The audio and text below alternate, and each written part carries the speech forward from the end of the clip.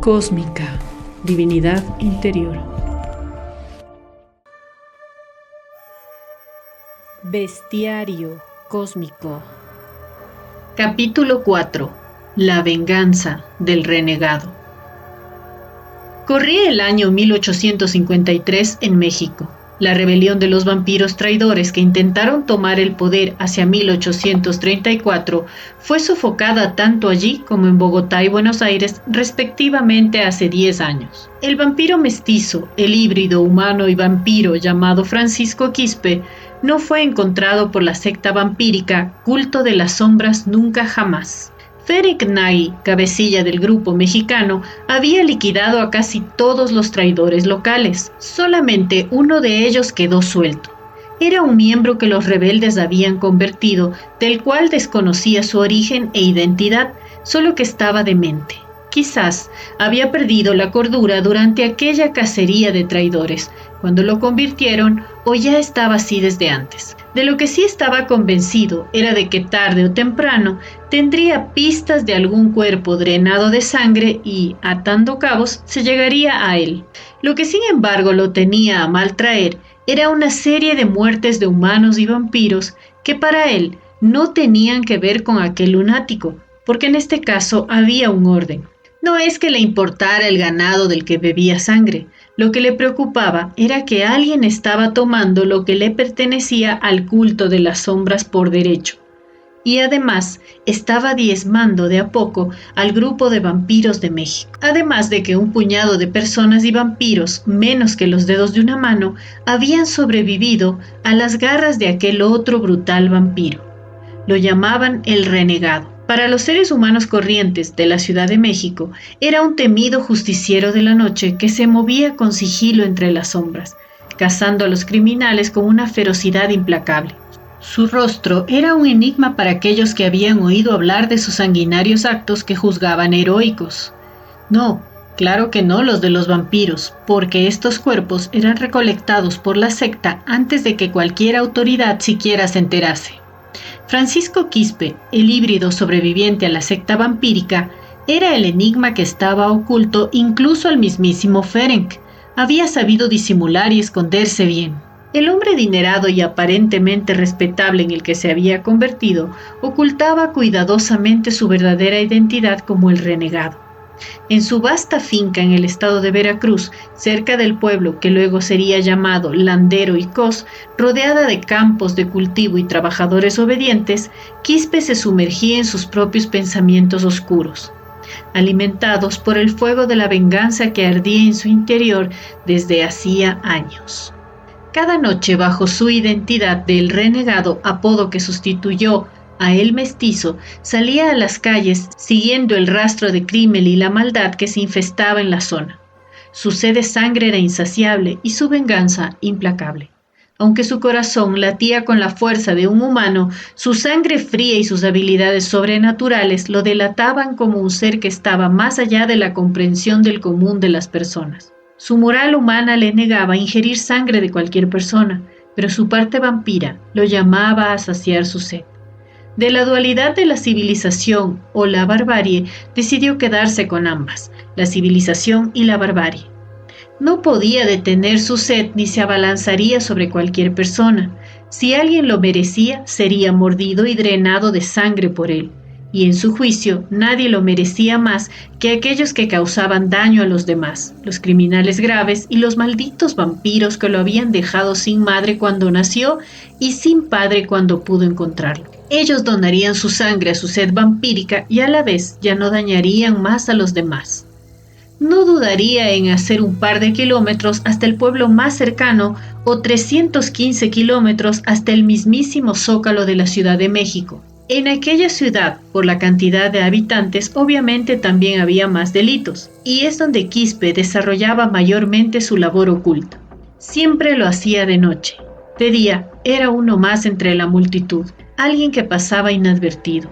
Su mestizaje de especies lo hacía capaz de ambas cosas, y más aún lo hacía peligroso.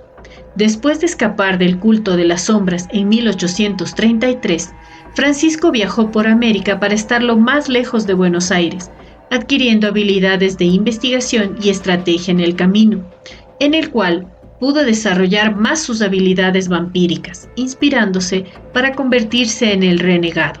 Esto evidenciaba un alto contraste entre la fachada pública de Francisco como un terrateniente hosco y su vida secreta como el renegado, cazador de vampiros y criminales. En una cueva repleta de murciélagos con una casona arriba, vivía rumiando su venganza. Desde allí, utilizó su riqueza y recursos para financiar su cruzada contra los vampiros y el crimen. Pero no estaba solo. Lo acompañaba Horacio Jiménez, un anciano y leal capataz y aliado de Francisco. Era un humano que conocía las dos caras de su patrón, pero aún así lo apoyaba y ayudaba cuando Quispe llegaba dañado por las noches a su casa en el campo, y manejaba a los trabajadores en la ausencia del renegado. Muchas veces, juntos exploraron los demonios internos de Francisco y sus motivaciones más profundas, mientras buscaba venganza y rendición de la única forma en que se podía hacer, con la sangre en los colmillos. Mientras tanto, el culto de las sombras intentaba prepararse para enfrentar a esta nueva amenaza que surgió en su territorio. Con Ferenc Nagy a la cabeza y desconociendo de quién se trataba aquel renegado, la secta vampírica buscaba detenerlo antes que sus acciones desataran un caos aún mayor en la ciudad y los dejara expuestos, como intentaron aquellos vampiros rebeldes años atrás. Con tiempo también detendrían al otro vampiro demente que asolaba las calles y actuaba de modo totalmente diferente. Ciudad de México pendía de un hilo. En las sombras, una guerra se asomaba. En 1841, un forastero carismático había llegado al puerto de Veracruz. Su presencia no pasó desapercibida entre los lugareños, quienes se vieron intrigados por sus ropajes extravagantes y su aura enigmática. Pronto su nombre comenzó a circular entre los habitantes del lugar. Se hacía llamar Fernando Belmonte. A medida que pasaban los días, varias desapariciones inexplicables sacudieron la tranquilidad de la comunidad. Las sospechas recayeron sobre el forastero, cuya llegada coincidía con el inicio de estos sucesos perturbadores. Los rumores se propagaron como fuego, alimentados por el miedo y la incertidumbre. Nadie sabía que Belmonte escapaba, como habían escapado los vampiros europeos de su tierra, porque era perseguido en España. En 1841, en la tranquila zona de Extremadura, una ola de crímenes atroces envolvió a la región en un manto de terror y desesperación.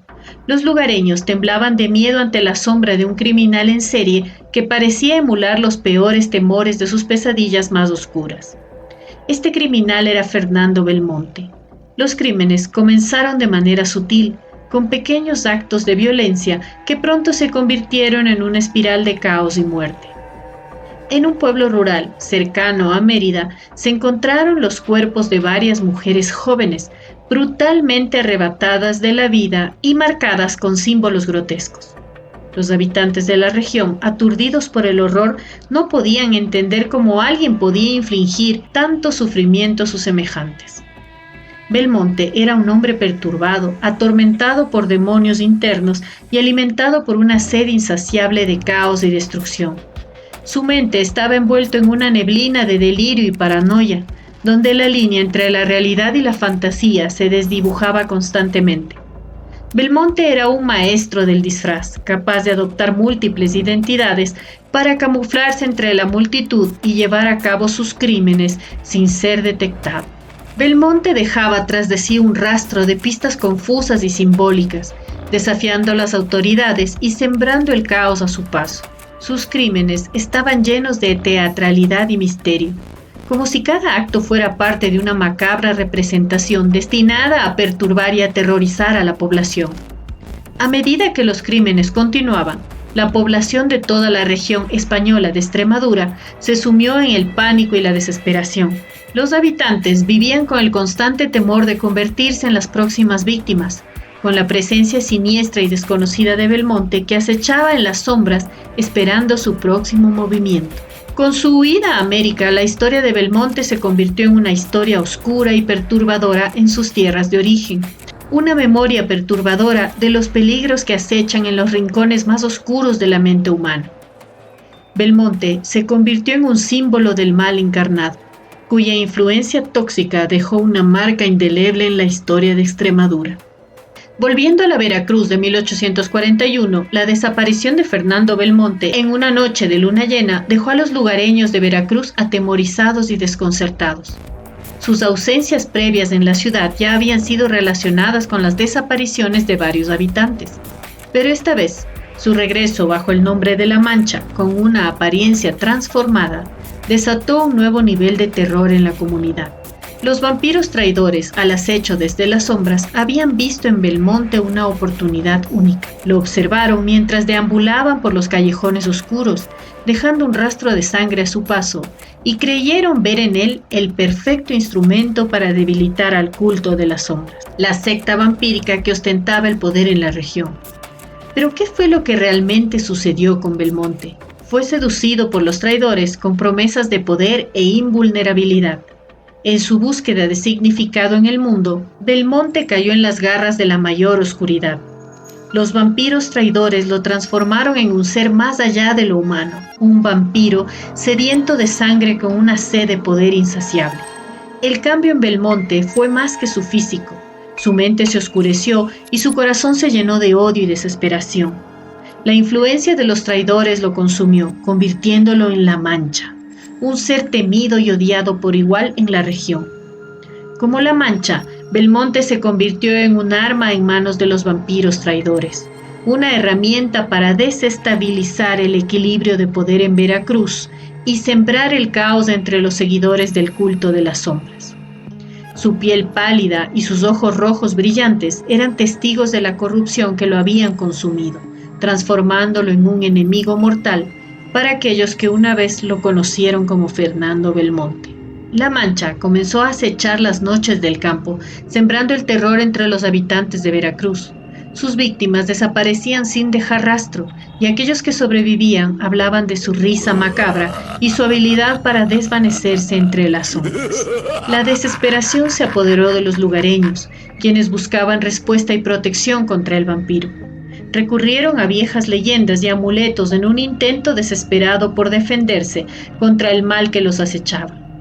Un valiente grupo decidió enfrentar a La Mancha, decididos a poner fin a su reinado de terror. La confrontación tuvo lugar en un antiguo cementerio, entre lápidas antiguas y árboles retorcidos que se alzaban como testigos mudos de la batalla entre la luz y la oscuridad. El enfrentamiento concluyó con consecuencias funestas.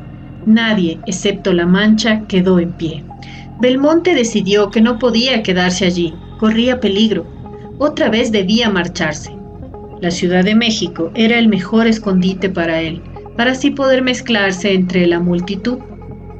Desde las sombras, mientras se encargaba de otros delincuentes y vampiros, el renegado siguió lo que La Mancha hacía.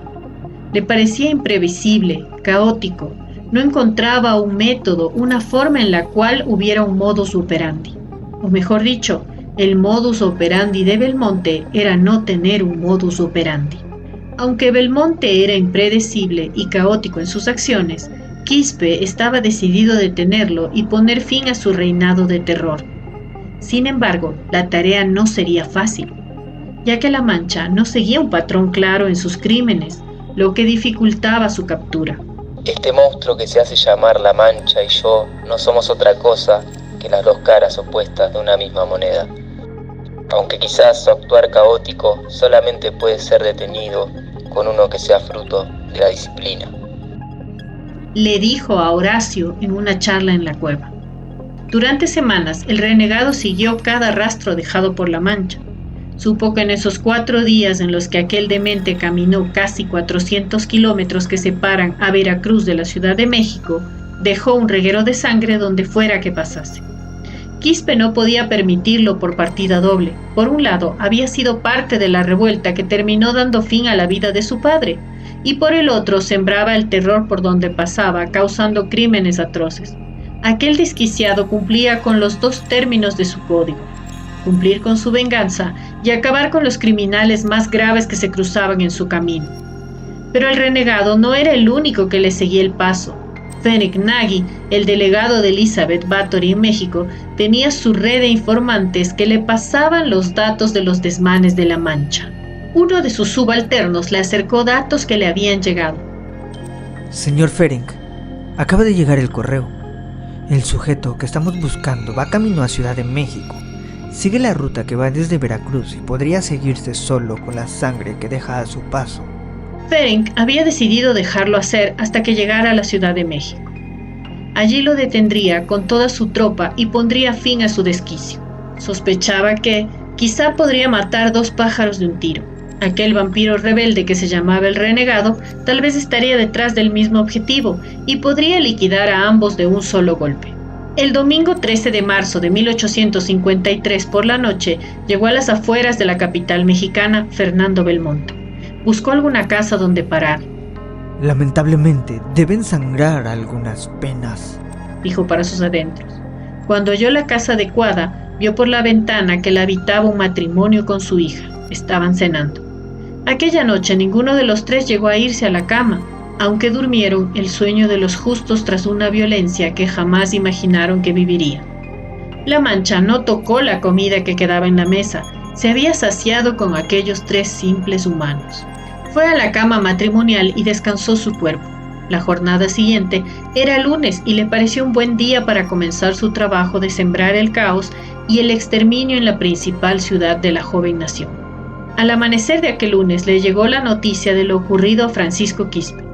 Uno de los trabajadores de su finca tenía familia que vivía en la zona donde habían ocurrido los hechos, y habían visto como un hombre vestido completamente de negro, con el rostro más pálido y lleno de locura que habían visto en su vida, había entrado a la casa y también escucharon los gritos que provenían de aquella humilde morada.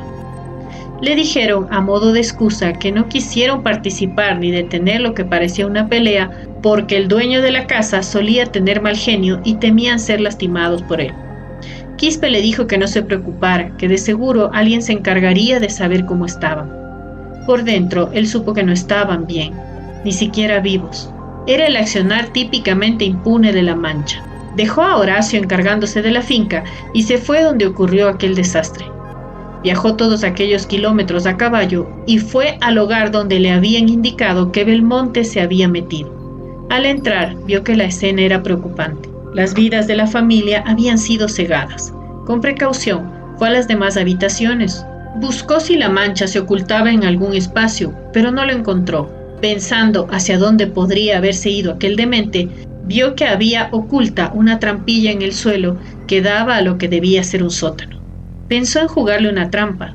Se fue de la casa y se quedó en la zona hasta que cayera el sol.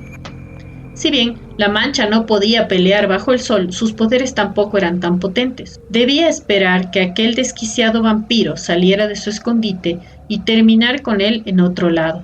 Allí estaba muy expuesto. Al caer el sol, Belmonte salió de la casa y se dirigió hacia el Zócalo. Quispe supo que debía detenerlo antes de que llegara a aquel lugar importante de la ciudad. Estaba seguro de que se metería en algún lugar para atacar y, entre las paredes de donde ingresara, las cosas serían más fáciles. Lo que no sabía el renegado era que un vampiro de la secta de las sombras lo seguía a ambos. En la sigilosa caminata tras la Mancha, a mitad de camino hacia el Zócalo, el renegado lo perdió de vista. Estaba oscuro y el muy maldito era rápido. Apoyó su espalda contra una pared en una callejuela para pensar el siguiente movimiento y sintió que algo viscoso le caía en su cabeza. Miró hacia arriba, corriéndose de la pared, y vio sobre los techos de la edificación a la Mancha, que sostenía un brazo humano cercenado del que caía viscosa sangre. ¿Podrías parar de seguirme y dejarme bailar con un cuerpo sangrante bajo la luz de la pálida luna? Vivimos en una sociedad, dijo Belmonte entre carcajadas. Quiso atacarlo, pero ni siquiera logró intentarlo. El infame vampiro criminal huyó sin siquiera poder verlo. Lo siguió por los techos para siquiera ver hacia dónde se iba, pero no logró verlo. Oyó el galopar de los caballos, se escondió en los tejados de la construcción desde donde lo había molestado la Mancha y vio que eran Ferenc y 3 vampiros más. Volvamos. Los 2 se fueron. Debieron haberlo seguido mejor, dijo Ferenc Nagy. Así que Quispe supo que ellos también estaban tras ellos 2. Se culpó de ser tan estúpido como para no verlo venir. Era tanto perseguido como perseguidor, pero tenía algo a favor. Los vampiros de la secta desconocían que él sabía que estaban tras él. Ahora debía irse a su finca. Nada podía hacerse hasta la noche siguiente, cuando ejecutase el plan que era su última carta para el triunfo. Él estaba tras la Mancha y el culto de las sombras tras los dos. Si lograba entregar al criminal de la secta, eso los calmaría y dejarían de buscarlo por un tiempo, pero debía terminar con todo lo que lo ataba a México. Había quedado expuesto. Al atardecer siguiente siguió a Belmonte desde la casa que usaba de base, allí donde masacró a toda la familia. Salió y otra vez iba en dirección al Zócalo. Se escondió en el punto donde Quispe fue descubierto la noche anterior y esta vez lo persiguió y lo dirigió hacia el mismo Zócalo. Debía estar seguro de ello, pero sin ser descubierto por el culto. Una vez allí, quien se escondió fue él y no la Mancha. La secta ya estaba ahí vigilando, cuando vieron a Belmonte en el medio del Zócalo gritando: ¡Renegado, renegado! Ambos nos complementamos. El culto lo cazó y se lo llevó. El muy desquiciado de la Mancha reía mientras era apaleado. A la mañana siguiente, la Mancha sería ejecutado de la misma manera que le había ocurrido a William Brown hace años en Buenos Aires. Lo ataron a un poste y lo dejaron quemar lentamente por el sol del amanecer. Solo polvo debía quedar de la Mancha. El renegado, de lejos, quería ver cómo se consumía de a poco, pero no pudo soportarlo y se fue a la finca. Ese día juntó sus riquezas y le dejó la finca a Horacio, el capataz, para que trabajara. Debía huir y forjar un nuevo futuro respetando su código. Deseaba volver a Buenos Aires para continuar su trabajo. Si quería acabar con la serpiente, debía comenzar cortando su cabeza. Desde lejos, la Mancha vio cómo se marchaba. Sabía que pronto lo encontraría de nuevo. Ambos eran las dos caras de la misma moneda.